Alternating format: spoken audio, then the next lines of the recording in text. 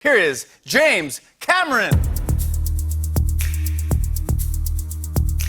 You never really get an opportunity. You take an opportunity. If you're going to do something, you have to do it all the way, and you have to just put it before all other things. I don't know about you, but I'm having a really great time. Oh, welcome back, everybody, to James Cameron 101. I'm your host, Eddie Green. Today, we are going to be talking Titanic, and we're going to be continuing this series of unique episodes here on the podcast. Not everybody loves these films, and it's always interesting because, of course, we love Titanic, Terminator, Abyss, but not everybody digs them. So they don't dig them so much that they leave 1-star reviews on IMDb, and we're going to be pulling up some of them tonight, and we're going to be sharing our thoughts, our commentary, and of course you're noticing I'm saying we because I'm not doing this alone. It wouldn't be nearly as fun. I'm keeping the tradition going of getting somebody from the film. I think that's more interesting to talk about these reviews. So this is a returning favorite, friend of the podcast. She's been on a bunch of things I've done already, and we're gonna keep that going as well. Let's bring back Alexandra Boyd. Yay! Hello. So pugs as well. The pugs are here. Oh, okay, that's fine. So we were supposed to do this last week, and issues, some technical difficulties. well, yes, I about an hour or so before I noticed my cat had chewed through some cords, thus preventing me from having internet. And I thought I could fix it really quickly, but it turned out that I needed a new modem and everything, so we had to push. Yes. Yeah. But here we are. Here we are. Welcome back. Thank you. And of course, obviously, if anyone does not know who you are, just I'm going to make you full screen here for a second. If this is their first time finding you, who are you? Who are you? Who am I? I'm an actress turned filmmaker. So right now I make films, but back in 1996, I was living in Los Angeles and I was cast in James Cameron's Titanic. I auditioned for the Countess of Roths, but by the time that got to him, they'd already cast that role, but he said, get us something else. So I ended up as the first class passenger who gives a saucy eye to Jack as he is entering the first class dining room for the first time, and a couple of other dotted areas. If you don't know who I am, you could just miss me as a glorified extra, but I was there for like 2 months, got to see a lot of the carrying on and the goings on and the amazing creativity of those sets and costumes, and just the size of production was something like myself and none of the other supporting actors had ever experienced. And 25 years later, I had asked everybody back in 98 when it won all the Oscars that maybe we should write down our experiences, because we all had a unique experience ourselves, but connected by having been in Titanic. And we tried to get a publisher for our diaries that we'd written. Nobody, we couldn't find anybody. But a couple of years ago, I started making a documentary, including some of those actors and those diaries and myself and some of the super fans who just still love this film.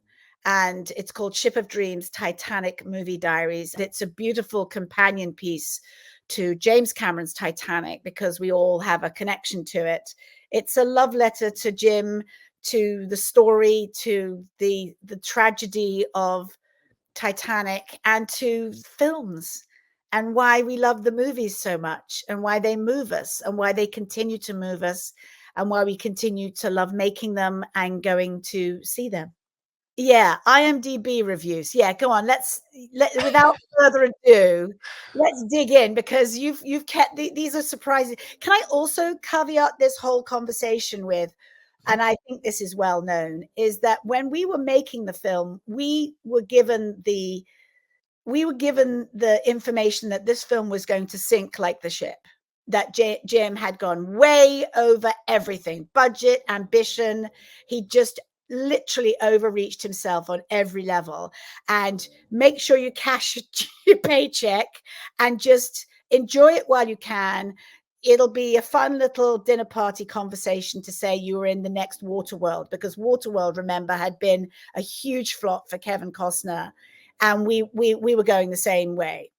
And interestingly, we talked to Don Lynch, who was, you know, obviously the writer with Ken Marshall of the Illustrated History of Titanic. And he had a small part in the film. And he was sort of side by side with Jim along the way as his historical consultant.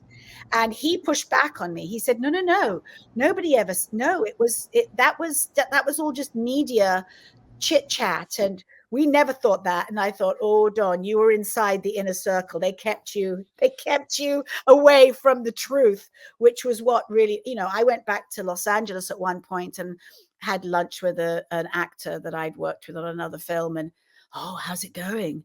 We've heard that it's going to just, and James Cameron is just a nightmare and this and that. I said, oh, well, I don't know what they're talking about, because we're having the time of our lives. It's great. So, you know, ignorance is bliss. And then, of course, what happened to the film happened, and all of those people had to sort of, as we say in England, they had to eat their hat. I'll eat my hat if that movie wins any Oscars. Did you eat 11 hats? Because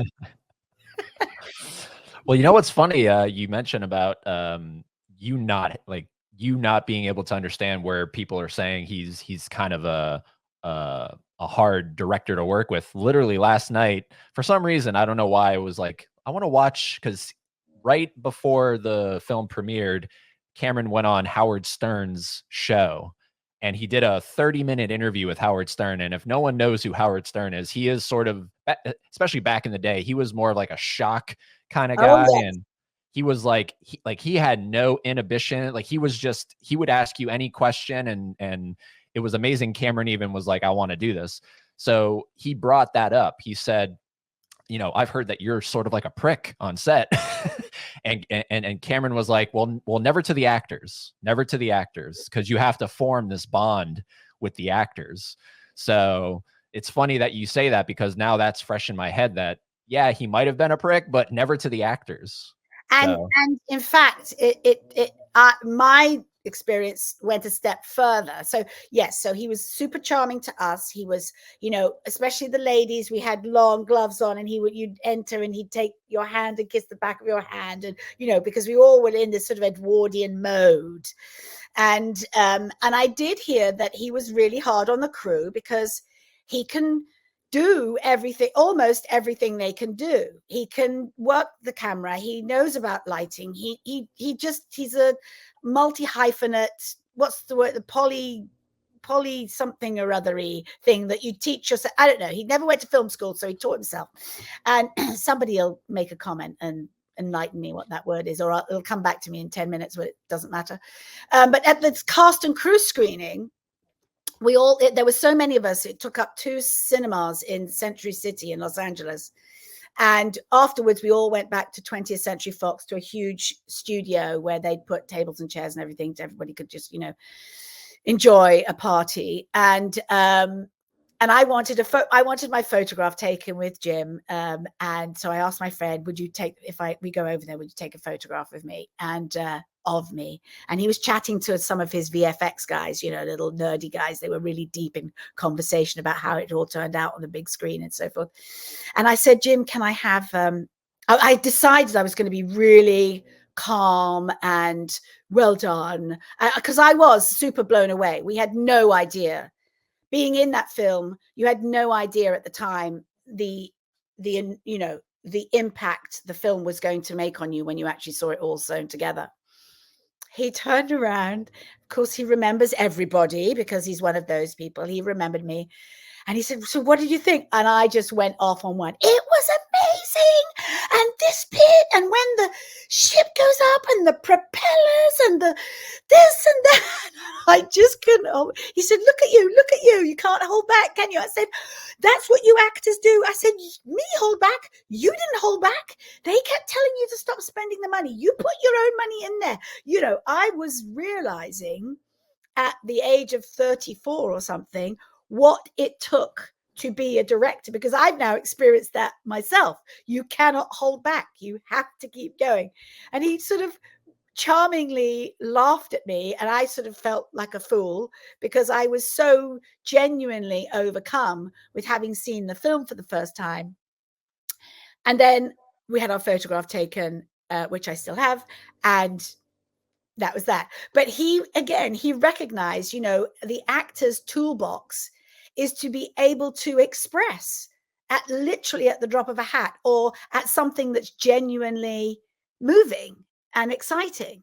And a lot of our society doesn't, it doesn't support that. It doesn't encourage that. It encourages it more here in the United States than it does in my home country of the UK. I think it's why I enjoy being here so much. But he was lovely and he was charming. And this was way before, it was just before it had been released in the cinemas. So he wasn't riding high on box office numbers or anything. He was just excited to have shared the film with all of us. Right. Yeah, and it's wild. I don't think I've ever seen that photo. Do you have it in reaching distance, or is it like hidden somewhere? I have it within reaching distance. I do somewhere, if I can open. Oh, it's on your computer. Yes. Oh no, it's certainly a hard copy somewhere, but it's not in my hand. What, you thought I had a shoebox of photographs? No. But I can get it for you. You can yeah, and I can stick it in here. Yeah. Oh, definitely. Yeah. Cool. All right, so the way this will work is I have 10 reviews pulled, 5 each. And literally I just, you can go to the review section, you can filter, because typically at the top is the 10 out of 10s. So I, click 1 and then it brings up all the ones. And I just went through and kind of highlighted them. Didn't read, I just read the first little blurb and I was like, okay, that sounds cool. And then I just screenshotted it and moved on. So we're going to pull them up here. We're going to take turns reading them, and then we'll offer up our commentary. Our sincere responses. Oh, this is going to be so fun. Yeah, it's different. Look, I mean, I'm sure some people might think this is sort of kind of weird that this is a thing that we're doing, but look, everybody loves this film except for these 10 people, and and I think it's just it's important, I think, to put into perspective, because we can get into such a mind space of this is this is the most perfect film of all time. And honestly, I think this is his best film. So to me, it is like, I don't understand how anyone cannot give this a 10 out of 10. So we'll see what these people have to say. So yeah, and I have some thoughts on that stuff too, about snarky people. Right. I've experienced those people in my small world of filmmaking, and sometimes there's a personal agenda going on. So we'll see if we can filter through those as well. All right. Now, do you want to go first, or do you want me to go first? You go first, and you go first. All righty. Here we go. So I'm just going to pull them up here in no order, starting from the top. Is SOTDX. That's the user account. This is back in 1998. Ooh, fresh off the press. Yes. Yes. The headline: Cameron puked on the screen and spent $100 million doing it. Well, that's wrong for a start. It was 200 million. Can we say predictable? Can we say simplistic? Can we say a badly told love story with nothing new that exists, only to fill time before a roller coaster SFX show happens? Can we say 3 hours of annoying drivel written by hacks, hammed up by quote unquote beautiful media darling actors? We don't have to say any of this. Cameron did it for us and spent way too much money doing it. Perfect one. Enough said. We don't have to say any of this. Cameron did it for us and way too much money doing. So this person feels like they're receiving the drivel that they've just explained about. So do you think he was do you think they were a Cameron fan before this? Maybe, I think I think we'll see a lot of that. I think some of the people are like, wow, I can't believe this is from the guy who did the Terminator and Aliens and yes. Right. And when he says, now listen, what I know about story, the hero's journey, the romantic comedy of, boy meets girl, boy loses girl, boy gets girl. What he's saying about what they are saying, I'm just assuming it's a man. I mustn't do that. What they're saying about it being simplistic is that that James Cameron used all of the tropes, that he understood the way to tell a story. And the only twist, spoiler alert, is that Jack dies in the end. That it's not a happily ever after romantic comedy, which actually makes it much more real and has been the debate of the last 26 or 7 years. So there's that. Is it predictable? Sometimes I get this when I write stuff. That's a bit of a cliche. But the thing is that we all speak in cliches. We speak in cliches and in language to be understood with tried and tested expressions of vernacular. And sometimes I'm like, well, if I'm writing a Cockney and he's going to start talking in Cockney rhyming slang, oh, it's a cliche. Yes, but Cockneys still talk in Cockney rhyming slang in London. That's what distinguishes them and makes them so interesting. And what's the etymology of that rhyming slang and so forth. So, yes, Cal is a moustache twiddling baddie villain, and Kate is the feisty young woman, and Jack is her savior. What's wrong with that? We love that. So why we go to the movie. It's Romeo. Jim said it himself. It's Romeo and Juliet on a sinking ship, on that sinking ship. Right. You missed all of that. To have missed it because you put yourself as your opinion and your criteria as way above that. Give me another film, mention another film that does what is missing in Titanic, and they haven't done that. Yeah. I mean, and then you said spent $100 million doing it, so that's wrong right out of the gate. It was what, 200, right? It was 200 million. Totally, yes. Yeah. Yep. Can we say predictable? Can we say simplistic? Can we say badly told love story with nothing new? But badly told love story, tell that to all the 11-year-olds who saw it, who weren't even born when it was made, who were completely swept up in the love story. Yeah, I don't know. SOTDX 1998. That's pretty wild that it's that long ago. Where are they now? Where are they now? Where are they now? Oh, they're probably a very successful filmmaker or doing, high-end television binge watching episodics. I'm sure. All right. So there is the first one. Next up, we'll let you take this one here. Here we go. Right. 1 out of 10 stars. This is from Hopping Hessian. Hessian gives a bit of a clue, doesn't it? This is the most disgusting movie ever made. Full stop. I, capital letters, hate this movie. It was badly scripted, badly acted, and very boring. If it was just any other chick flick, I would roll my eyes and ignore it. But because Cameron used a historical backdrop, I can't help but notice it. Cameron said he made up his done to death Romeo and Juliet storyline so that people would have a human connection, spelt wrong, to the ship. There were more than 2,000 human connections, still spelt wrong, on the ship that he just ignored. Those were stories of real people whose lives were forever affected by this ship. I think that it's sick to use the deaths of more than 1,500 men, women, and children just to make money. Yeah. Do you want to talk to all the Titanic exhibitions around the world at this moment, 26 years later? Do you want to talk to all the other movies that have been made about Titanic, even before Night to Remember? Do you want to talk about all the books that have been written to just make money? What do you think?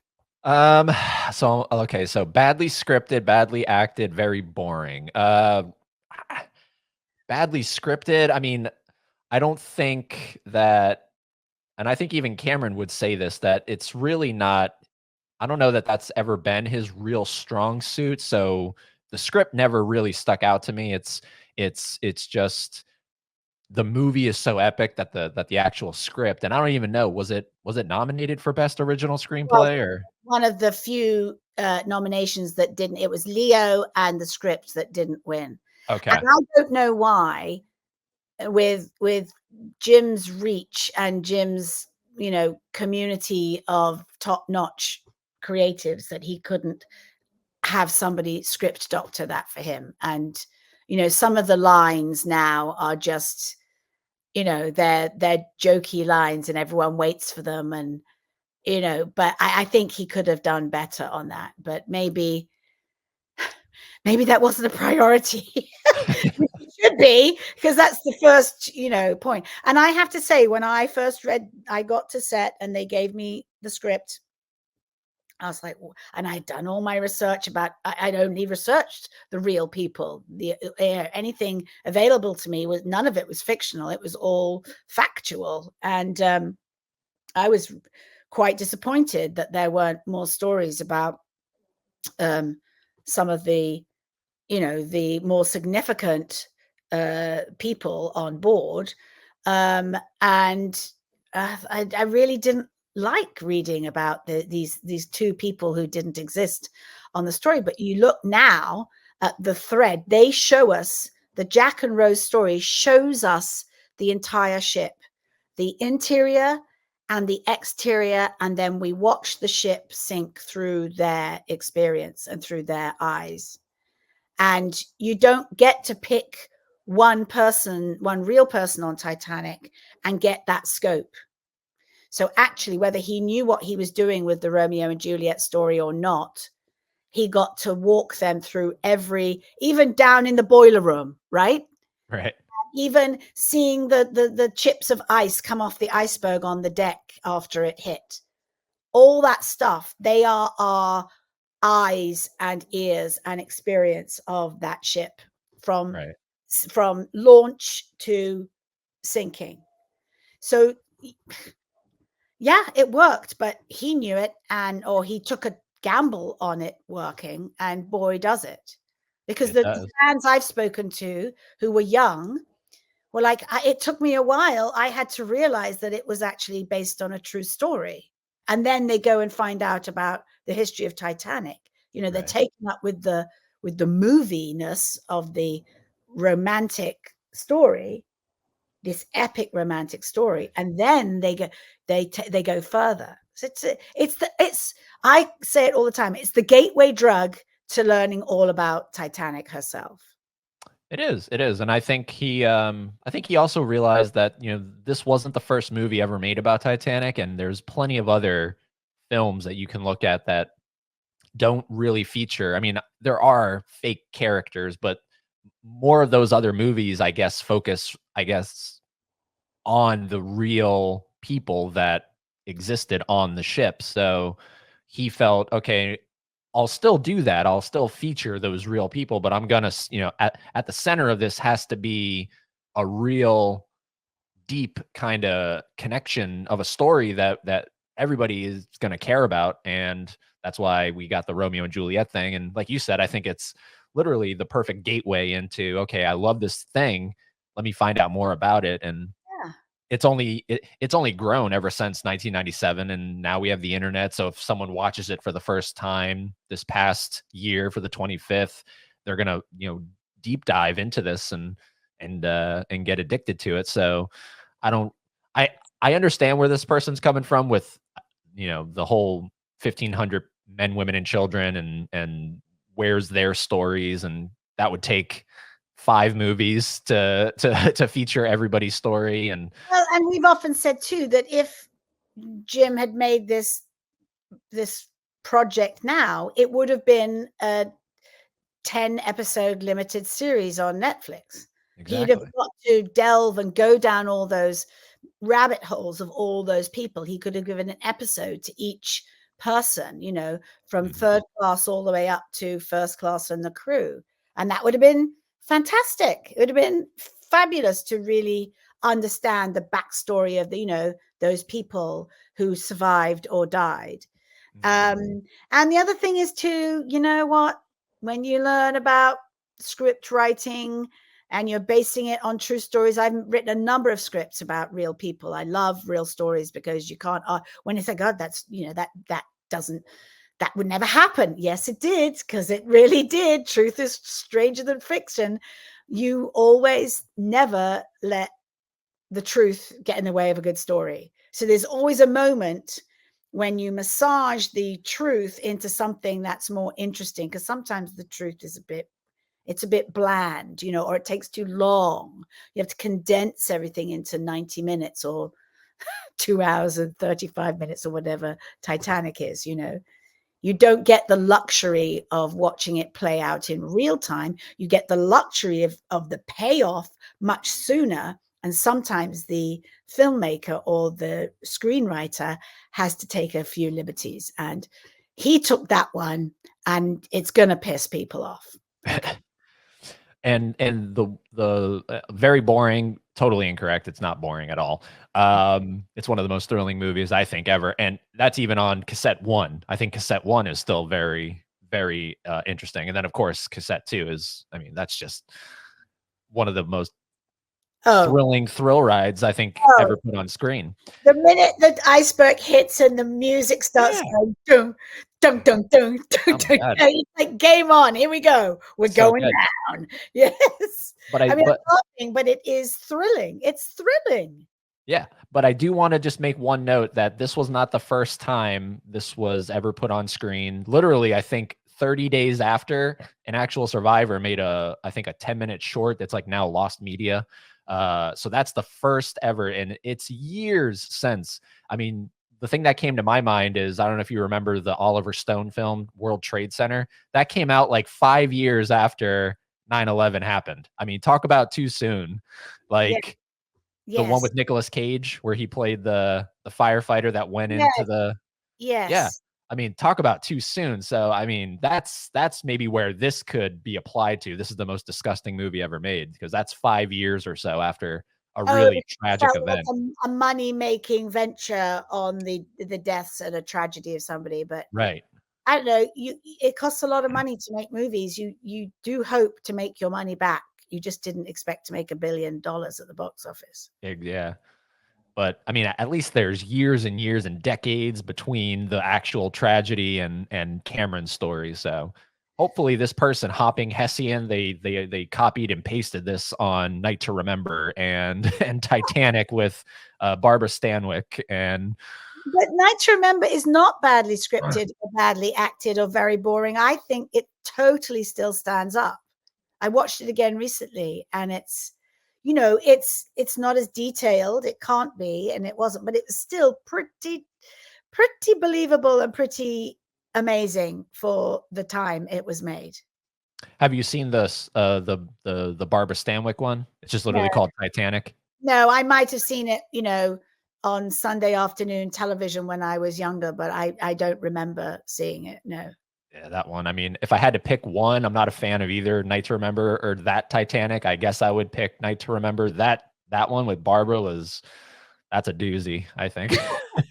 It's just not. It's in the echelon. It's in the, what's the word? It's in place. It's there. It's not going anywhere, and we had to get to see the whole spectrum of interpretations of the Titanic story. Exactly.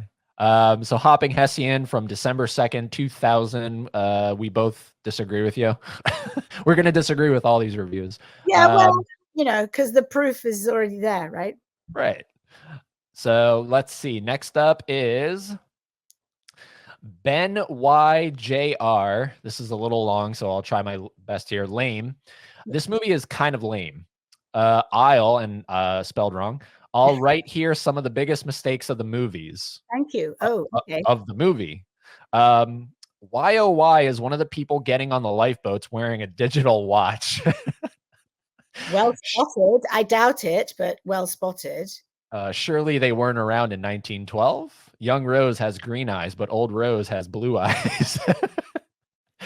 Later in the film, there's a fade between the faces of young and old Rose, and this time old Roses have magically changed to match Kate Winslet's eyes. After Rose has helped Jack to get loose from where he's handcuffed as he is jumping over a bench, 1 minute he has the handcuffs on, the next shot they're gone. Then they're back.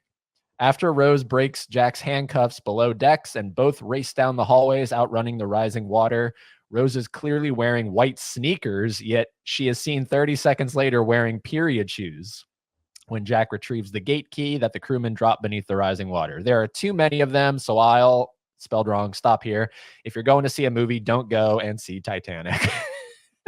So they're a continuity nerd. Well done. Yeah, no, I mean, that is fun to point out continuity errors. It is. And they happen. They happen in everything that's ever existed. Yeah, and with 1,000 extras, you can have a megaphone and say, take your jewelry off, take your watches off, and somebody won't be listening and it won't happen. I know that I had some really lovely, I just had a manicure done. I had nail varnish on and Not anymore.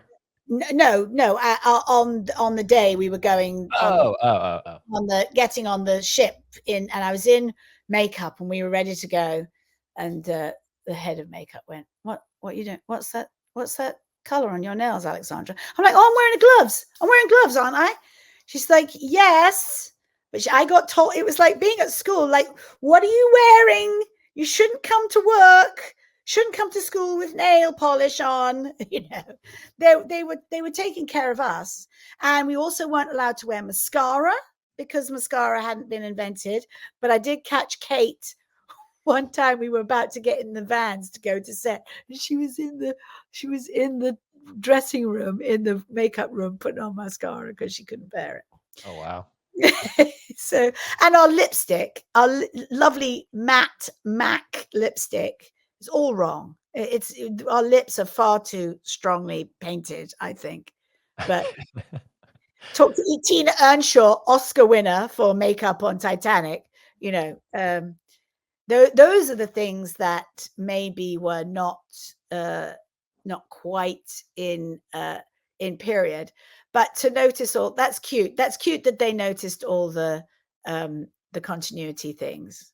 Yeah, and I personally have never noticed that Rose as Kate Winslet has green eyes and Gloria Stewart has blue eyes.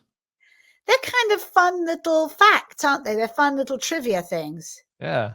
And the thing is, too, a lot of the time, for instance, in my first movie, Widow's Walk, I had to use a body double for the main actress because she was 5 months pregnant, and it was going to be a long shot. So you'd have seen the beginning of her tummy, and she had to run on a gravel beach. And this actress had very long, beautiful, long blonde hair. And all we could afford was this tatty old acrylic blonde wig that we put on the stunt girl. And we wet it down, and it just looked total rubbish, but it's all we had. We were super low budget movie. I don't think we spent £100,000. So she had to run around the beach at a distance, come to the foreground, fall to her knees, all in slow motion. The music's going and everything. And one of my producers is like, all I can see is that wig. All I can see is that horrible wig. And I was like, yeah, because we knew it was a, you know, it wasn't quite right. Nobody has ever noticed the wig not being quite right, because it's such a dramatic moment in the film, in the climax of the film. You're caught up in all these other moments. And of course, you hope and pray nobody will ever notice. And there are some other things that people do, like on IMDb, like to point out, well, that wasn't right. And I saw that his hair wasn't wet when he came out of because I had an 11-year-old in the North Sea and I didn't want to dunk him in the water. Oh, you know, people just love to, it's almost like nothing else that you did matters but that thing. Right. And And that says to me that this movie just wasn't for you, that you were sitting there looking to pick things apart. You were looking for those things. And even, my dyed-in-the-wool super fans who know every frame of that film would never go, oh, did you notice that she's wearing running shoes? And did you notice that, now they could actually probably either pixel them out or change them to something. But back then, and you talked about that running through the corridor with the water behind them and that very dodgy superimposed images of their faces on the stunt doubles. That bugs me every time. But, he could go back and change it, but he hasn't. He hasn't in these subsequent releases. Which is good because I was not a fan of what he did with Terminator 2 when he re-released that. And he did that for the stunt doubles. He superimposed Arnold's face onto the T-800. And I'm just like, it's like, I know it's like, that's more noticeable now to me than the stunt double being obvious. With deep fake, you could now remake that into something that we wouldn't go, oh, look at that, they look like they're wearing funny masks. Right. I don't know. But to your point, Ben Y Jr. Benny Jr. To say that that's why the movie is lame, I don't know that that's even that's not even a coherent review, honestly. No, and it's what every movie, you could pick apart every single movie, every Martin Scorsese movie, every, Oliver Stone, you sometimes you have to cut corners or you have to live with what, and trust me too, you watch your movie thousands and thousands of times before it gets released. You're honing it down, and you'll get to a point, you'll get to a moment, like I'll get to the moment with the wig. I'll be like, oh God, but you just get used to it. You just go, okay, I cannot change that. Work with the stuff you can change, otherwise you're just on a hiding to nothing. You plow forward and you keep the thread of your story going. And that becomes more important than those funny little moments that, in my experience, many people never even notice. Because they're so wrapped up in the actual film, which is what you should be. Yes. Like I think I even told you, I never knew that was not Leo and Kate running down the hall because I was so enveloped in the scene itself and the slow-mo and the flickering lights and everything. I think hide it pretty okay. And I was just that rush of water behind them. My God. Of course. So I never even pieced together that that's not them until years later. Then I'm doing the deep dives and stuff. And I think I might have listened to the commentary Cameron did, and he talks about it. And I'm like, what? That's not even them. So. And a slight backstory there. The stunt double for Kate is Sarah Franzel, who I was at theatre college with back in 1979, 80, 81. And she was one of these daredevil dancers. She was always doing the huge lifts with the guys and the roll and the catch. And she was just, she was great. She just had no fear. And then years later, I'm sitting there having lunch in the lunch tent in Mexico, and I see her across the room. I'm like, Sarah, what are you doing here? And she had become a stunt woman, one of the first. And now she's a stunt coordinator because she's my age. You get too old to be jumping off buildings and running down corridors with flooding water behind you. So that was quite amazing to see her and know that she was doing that. Yeah. And actually, just about 2 or 3 weeks ago, I reunited them, Joey Box and Sarah, here on the podcast. Okay, great. Yeah, so we did a whole stunt episode talking about that scene because that's my favorite scene in the whole film, and yes. So that was a lot of fun to reunite them because they hadn't seen each other since Titanic. Yes. But yeah, so lame. I don't think it's lame because of that reason. Sorry, Benny, you are disqualified. You are the weakest link. Goodbye. Yes, goodbye. All right. Alexandra, you get this next one. Okay. Well, here's a Terminator fan. Make another Terminator, Jim. GIAC-3, 8th of December 1998. I will never understand the common man, and therefore will never understand the mass hysteria over this movie. Oh, snob, much? I did not care about any of the passengers James Cameron took the time to introduce to us. In fact, we know none of the true heartbreaking tales of the RMS Titanic, only the fanciful, romantic tale of a spoilt brat and the only American in steerage. Okay. It is frightening to me that America embraced this movie without ever learning one bit of true history about the disaster of Titanic. 5 will get you 10 that most of America believes there was such a jewel in the heart of the ocean.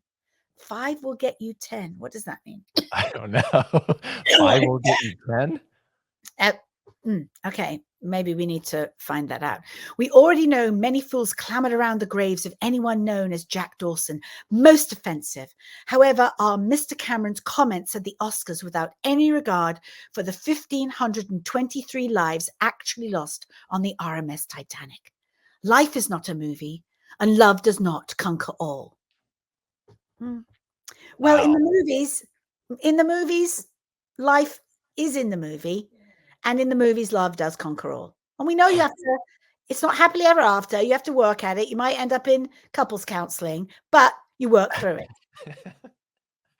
Yeah, no, I'm still focused on this. 5 will get you 10 that most of America believes there was such a jewel as the heart. Okay, so I think what they're saying. Is it a bet? I put in $5 and I'll get 10. Yeah, because I'm in the bet. Because then the next one is saying that people went to gravestones of anyone known as Jack Dawson because I guess they were so enamored by the film. So they think that the heart of the ocean is real, and to this person, GIAC, that's an issue, that people thought that the heart of the ocean was a real thing. Let me tell you, I have met a number of true historians of Titanic, or I heard a descendant speaking. I couldn't listen to her for very long because she actually hadn't watched the whole movie all the way through. But she was so viscerally against the idea of putting her great-great-great-grandfather as a character in the film. And I can't even remember which one it was. It wasn't Murdoch or anything like that. But okay, so I'm sorry that it didn't touch you, that you feel offended that the true story wasn't told. But a huge part of the true story was told. The whole ship, the rendering and the reproduction of the ship and the people on it. And there were plenty of real people on it. Did you miss all of those? Yeah. And to me, it is the most faithful, right? Like everyone agrees it's probably the most faithful in terms of just depicting how the ship actually sank. Like when you look at Night to Remember, it just sort of goes up and then goes down. It's been proven that it's split. So this is the only movie that I will never understand the common man. I mean, come on, what a way to open. I will never understand the common man because you're an uncommon person.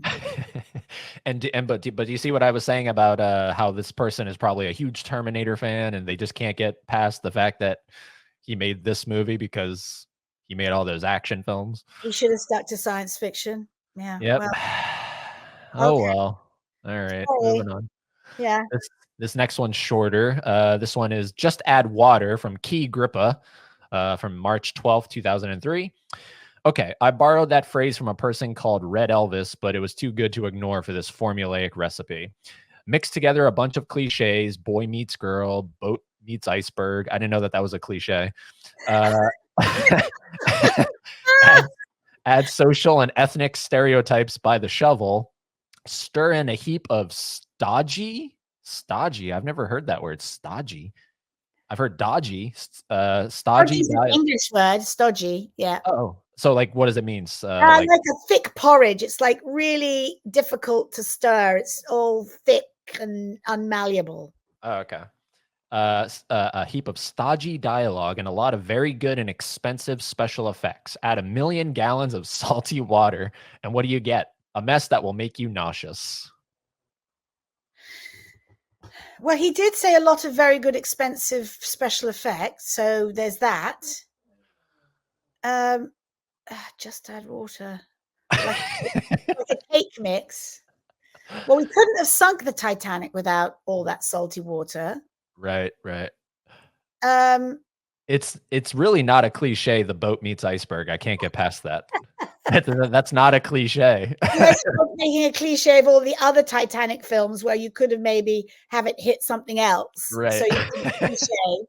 This is my point about cliches. We, as audience members, when we receive story, of course we like unique stories. We like twists and turns, but we also lean into cliche. It's what helps us recognize. It's what helps us go, oh, that happened to me, or I hope that never happens to me. You know, we don't cliches. They're a gray area in writing and creativity because you want the familiar to be unfamiliar and unique, and that's a very hard. And what he did was he put in the love story that was unique and different and new. And he also put in, which I think is, I mean, it's really the through line. It's the love story, obviously, because we're hearing from Rose, but it's also the Brock story as well. I mean, Yes. it's the fact that this guy is looking for something. And honestly, I think that's also another plot twist. I don't know if you agree with me or not, but the plot twist of the film, to me, it's the fact that the heart of the ocean is still with Rose all these years later, and Brock has no clue. And then it's revealed at the end. I've actually had it, and now I'm putting it back where it rightfully belongs. To me, that's one of the best plot twists of all time, and I don't think anyone ever talks about it because I don't know that we necessarily think of it as a plot twist. All right. What next? Who's next? Yeah, I was gonna say this one I believe was me, so this next one is for you. Absolutely pitiful. Big die dude. Again, when I see dude, I'm like, why are you even bothering to put pen to paper here, dude? Right, right. Because, yeah, March 19th, 2007. Okay. A poor flick all around. The only redeeming value comes from the actual sinking of the Titanic, which unfortunately doesn't happen in the first 10 minutes. Okay.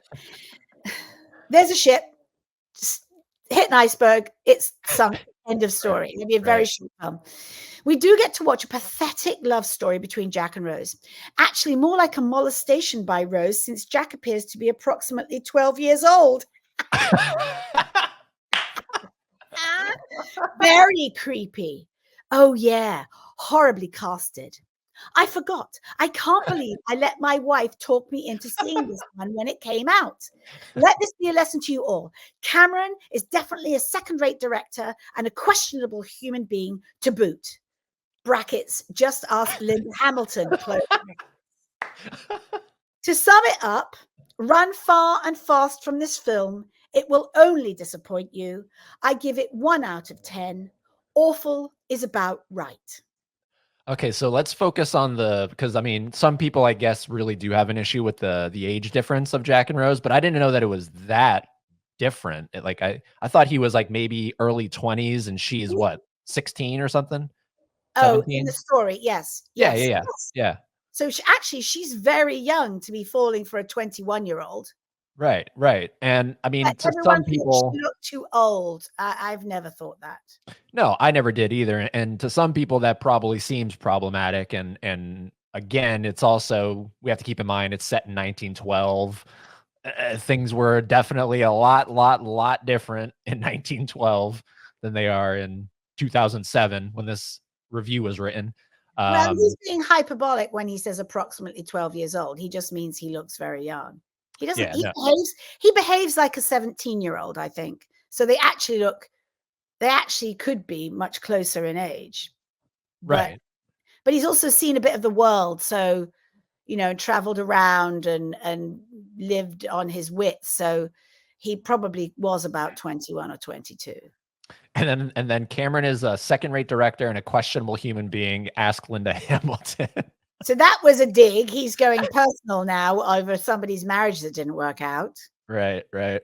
I did see her at the cast and crew screening. She was sort of standing by one of the buffet tables on her own.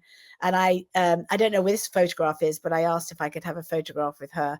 And I said, you probably need as much congratulations as anybody else in this room, right? For having because I couldn't imagine what she went through while her partner was making a film and making Titanic, you know, that you just. And it's also where he met his current wife still. Yeah. So that one lasted, and they have like 4 children together. Yeah, Susie Amos. Yes. Yeah, yeah.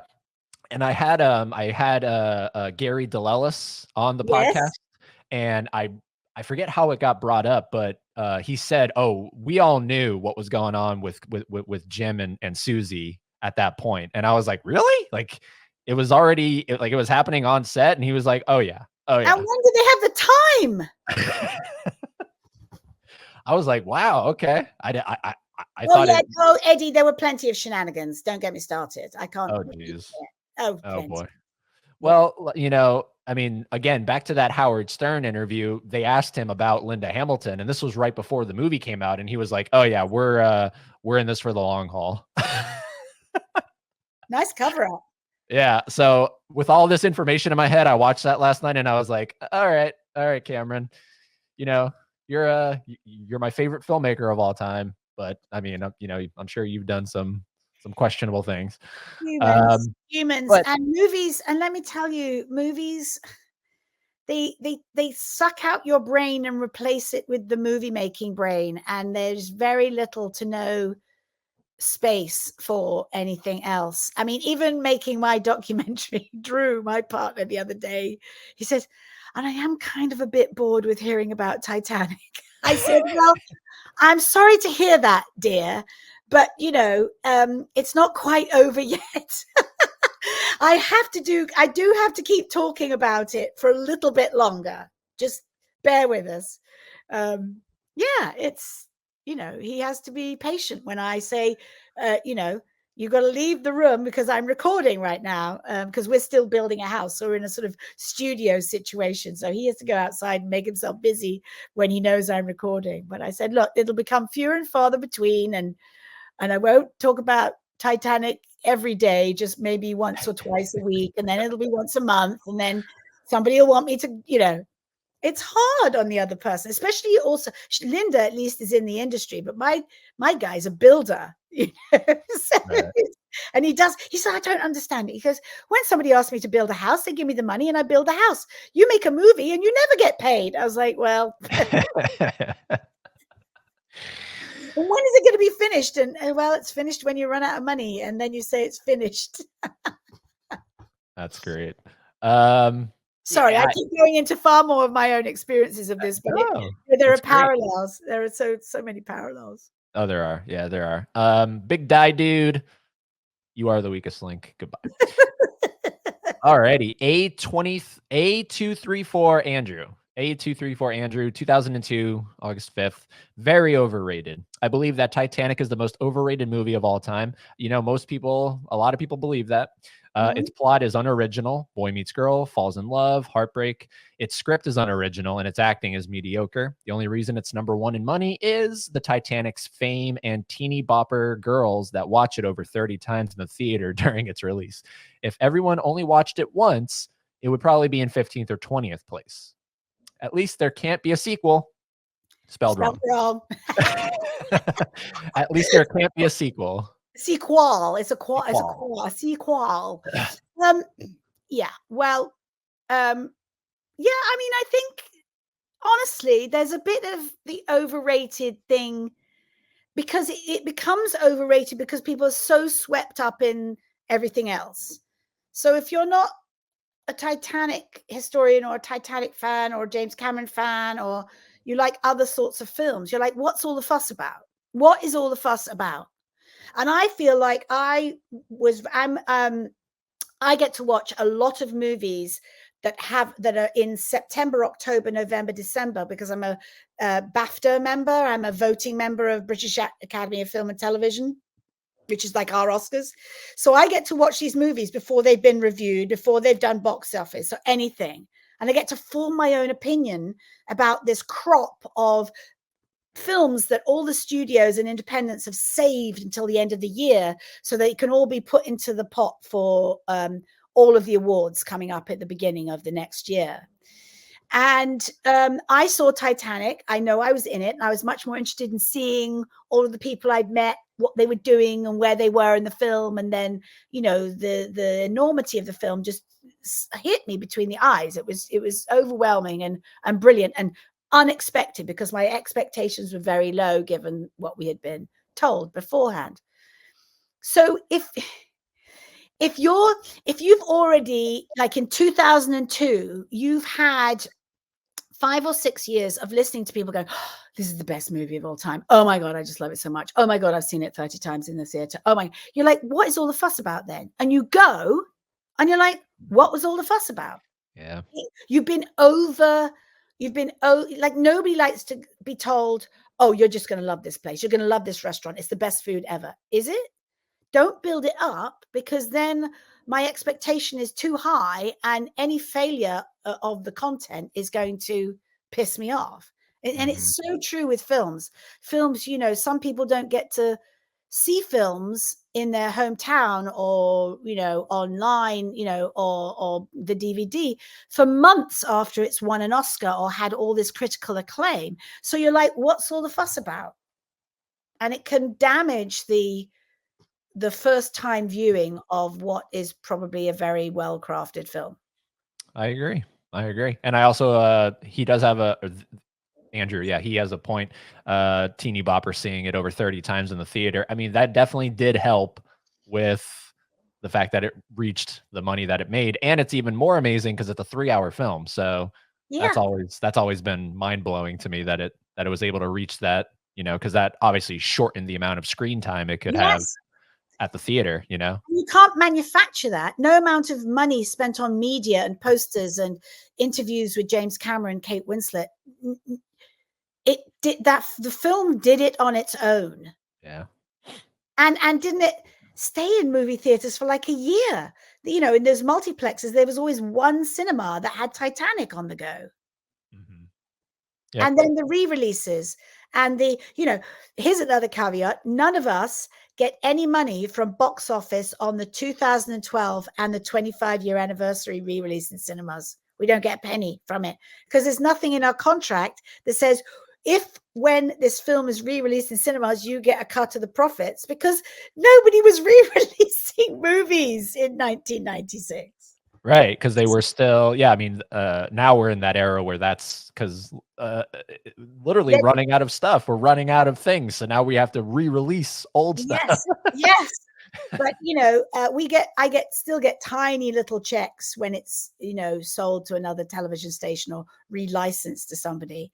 But cool. But we don't get any money when it's re-released in cinemas, which is really when the dollars come rolling in again for Disney now.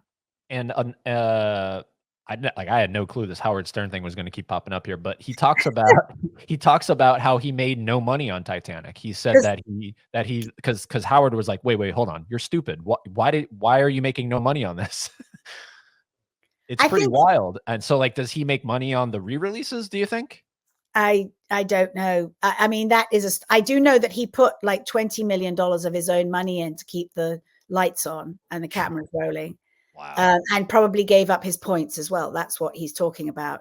He probably went to the studios were going like, you're going to bankrupt us.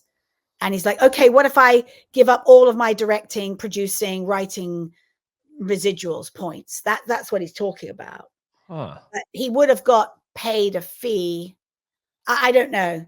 Yeah. I think it might be slightly apocryphal. It might be a good story to tell. I cannot believe, and it doesn't matter now because he's got 2 avatars in the bag, but there may have been some other deal that at least when it's re-released or when it's put on television and stuff like that, he gets something, but maybe he gave up his points on the box office. I don't know.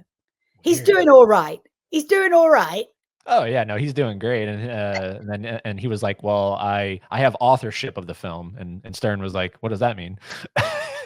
He said, well, whatever money means. And it was just back and forth. And I don't think anyone got a real solid answer, but yeah, that's always blown my mind and so bringing up re-releases, I was like, I wonder if he gets any kind of profit from that, or who gets that money. And He must. He's got to be somewhere on the contract there. But remember, Disney own it, so they will have cut him a deal once they acquired everything. all right, we have 3 left. This next one is yours. Okay. Mindless tripe, garbage, Slade Man, 17th of October, 1998. I love these semi-anonymous monikers. This film is an insult to the intelligence of the common garden slug.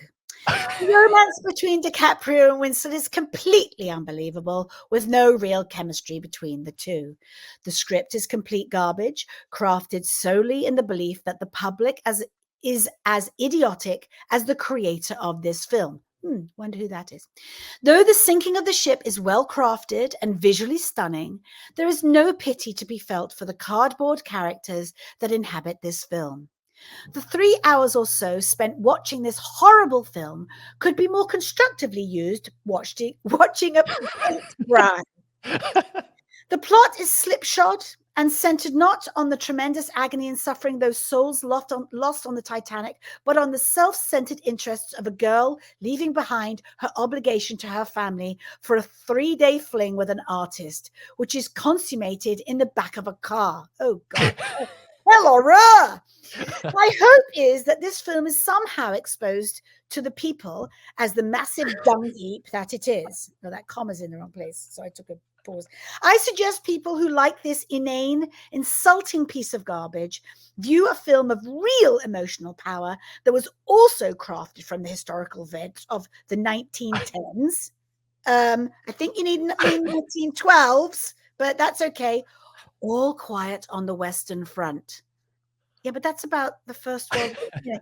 I also recommend that those who like this film view the reviews it got from Kenneth Turan of the Los Angeles Times, who exposes the film's huge weak spots and lack of heart. Oh, yes. Kenneth Turan ripped Titanic to shreds. But again, before it came out, he would have seen a preview press screening and gone, this ain't going nowhere. It's going to sink like the ship. Because he'd already bought into the chit chat while it was being made that it was, and he had to cling to that. He had to die on that hill. Right. And then, of course, it turned out to look like a twat because his opinion, the Los Angeles film critic opinion, didn't mean the paper it was written on. It was clearly an English person because they were using words like tripe and common garden slug. Oh, he does use garbage, which is an American word, but the plot is slipshod. I've never heard slipshod. Yes, slipshod is very English, very Edwardian English. And again, probably, a real Titanic history person who was expecting more history. And you're going to be disappointed. You're going to be disappointed. Yep. You have to concentrate on the other things. Yep. All right. 2 more. 2 more. Oh, all right. This is from Sobelher 21. Sobelher 21. I don't know. Yeah. 2006. This was worst movie I ever saw until Pearl Harbor came out in 2001. Which a lot of people compare. Even I do. To me, it's literally it's like Michael Bay's Titanic. I hated it though. I just hated it. Oh, really? Pearl Harbor? Yeah. Yeah, Pearl Harbor. Yeah. You liked it? You're saying nothing. You liked it. Yeah. For all the historical inaccuracies aside, I love Pearl Harbor. Well, there you go. See? I see people writing about how great this movie was. It was horrible. The acting was subpar at best. It made a lot of money because teenage girls went to see the movie 7 times because of Leonardo. Where the hell did they get the money? Anyway, I wanted to learn more about the Titanic. Back to your point. There you go.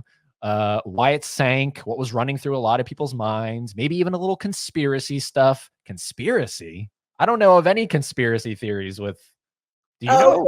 It was the Olympic, or that was something. Yeah, it didn't really sink. Something. There's some. It didn't really sink stories. Yeah.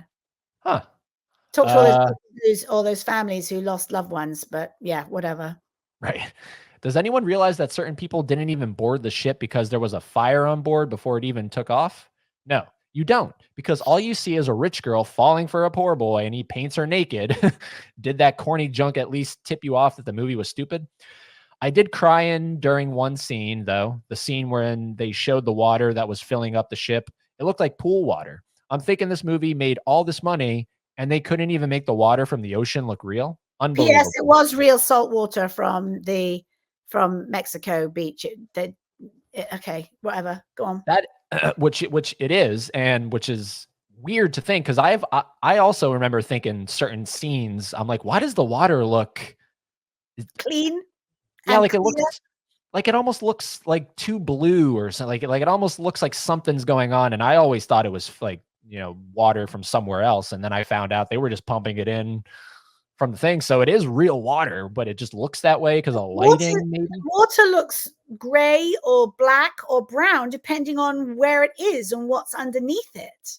Right. So The lighting. The lighting. And yes, so example, if you're bringing the water in on a corridor that's a white painted corridor on a brown floor, it's not going to have any, it's going to look like clear water, whatever it is. It's not going to look dirty unless it's like water that washes up on the beach and has sand and stuff like that in it. I mean, I've lived by the water in Florida, on the Emerald Coast, where the water is this amazing green.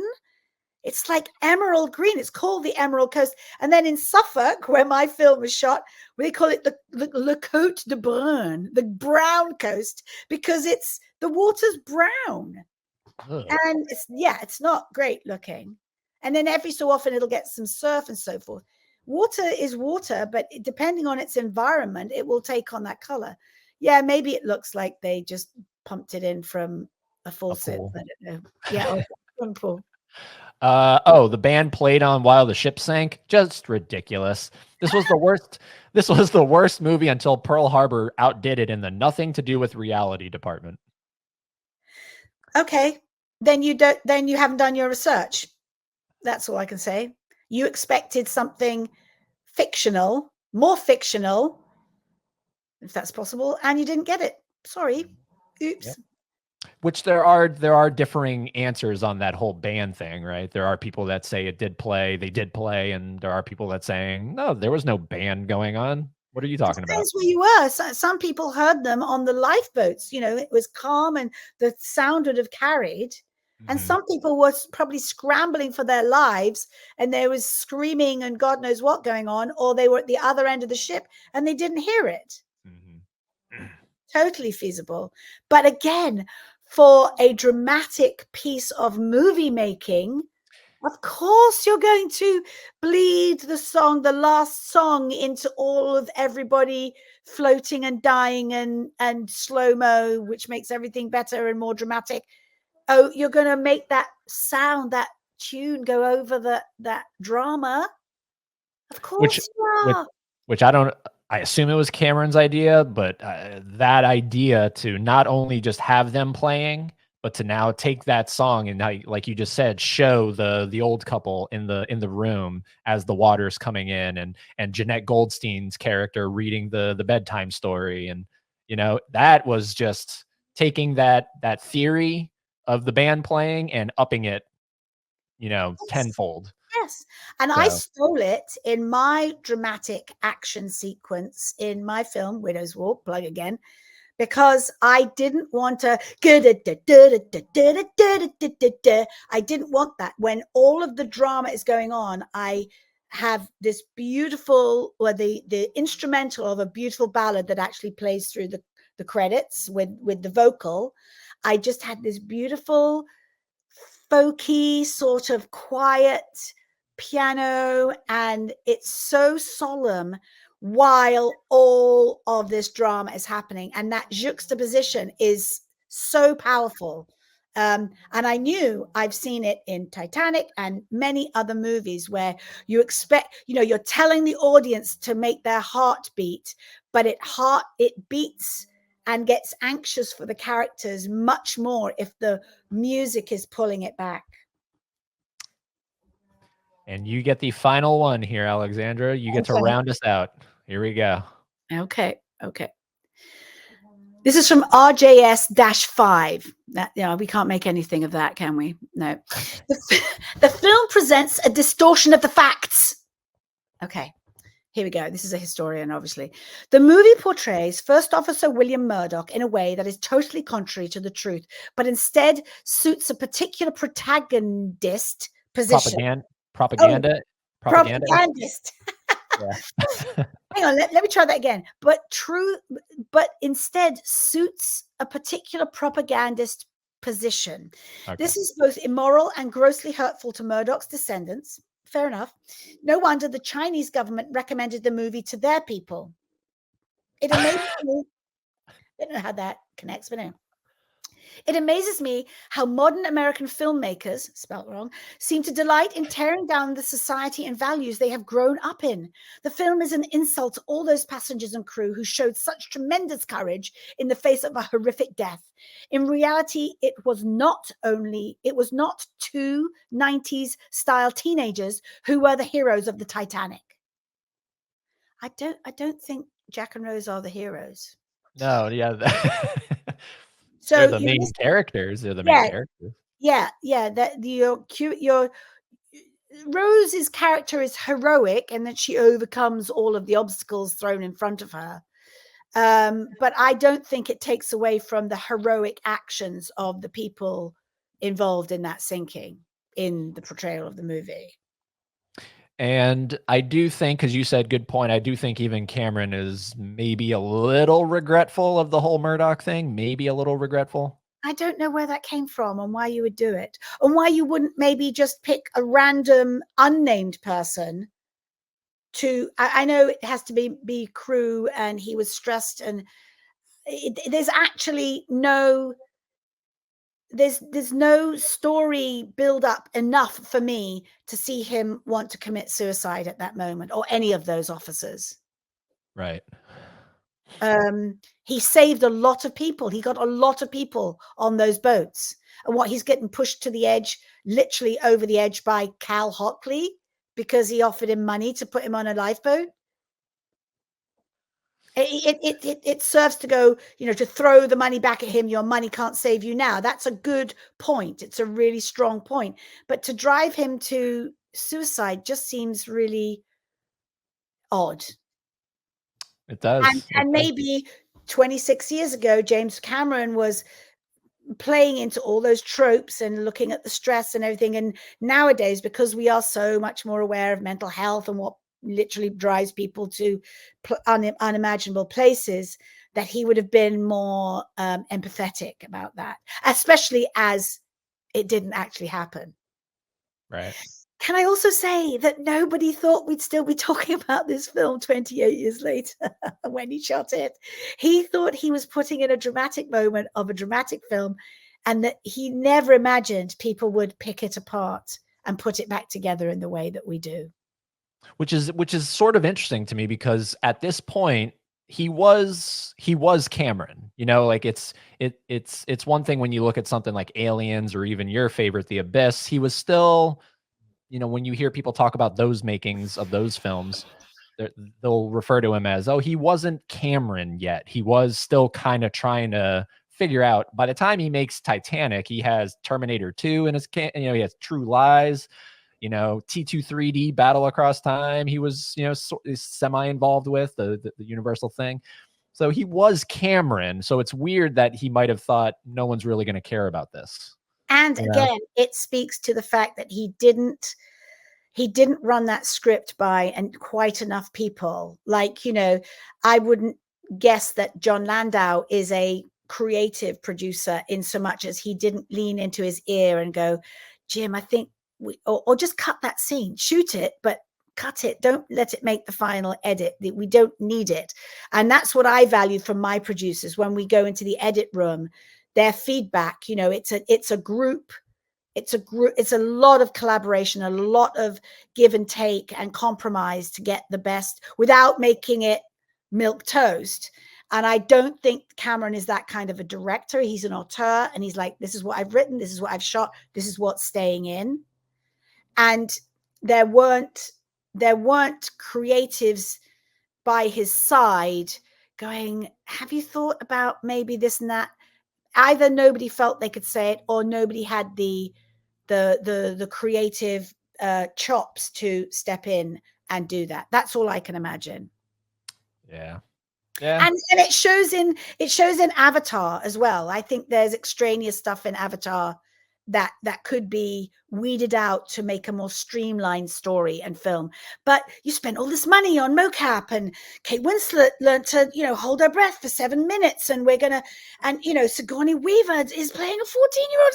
It is amazing, but it's really hard to kill your babies at that point, which is what they call, I wrote this really amazing scene and we shot it and it was amazing, and now we have to leave it over there and nobody will ever see it, or it'll go on to the deleted scenes or the extras.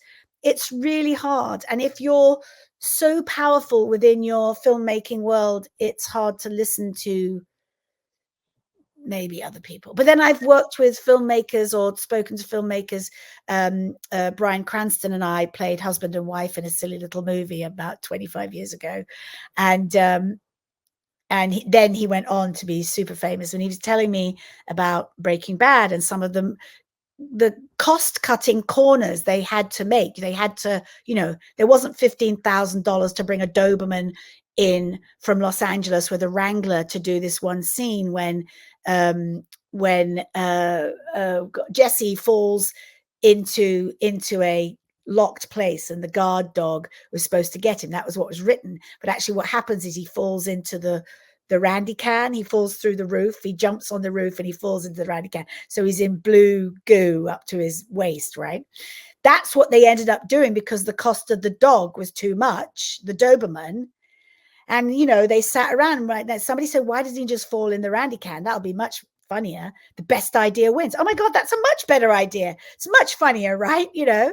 So Aaron Paul had to spend, up to his waist in a whole scene looking like he fell in a bucket of poo.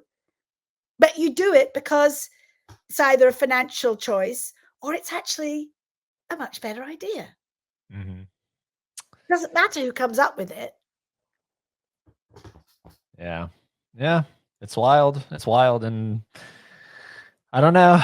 It's the whole Murdoch thing is, it only ever struck me as I got older. I remember watching it as a little kid and it always freaked me out that moment. I was like, oh geez, that escalated. Yes, that escalated, and we don't have any backstory of his family or his upbringing or anything to warrant it, to justify it. Right. Yeah, it's if I ever get the chance to have a conversation with Cameron, that'll be on the list of questions. How come that wasn't in the deleted scenes? How come that actually truly made the theatrical cut? And he might say, yeah, I can say that it probably should have gone. And also Ewan Stewart, who plays him, he's kind of become very quiet about it because I bet you he gets bombarded with questions about it every time people realize who he played in the film.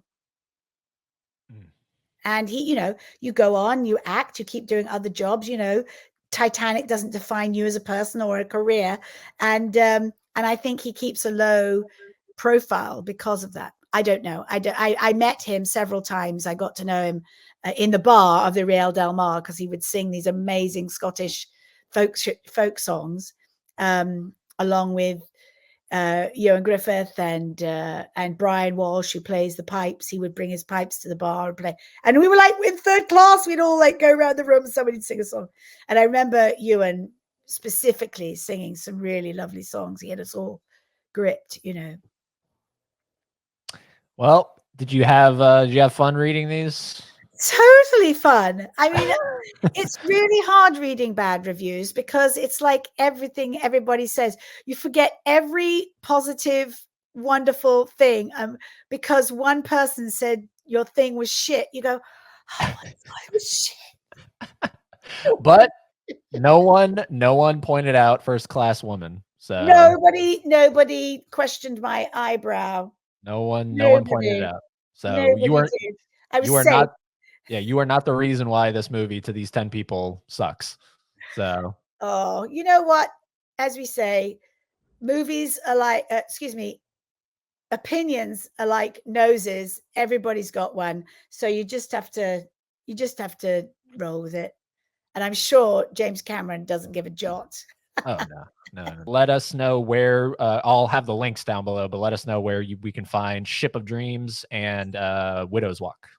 Widow's Walk is widowswalkfilm.com, and that has its own website, and it's on I think it's on YouTube and a lot of streamers.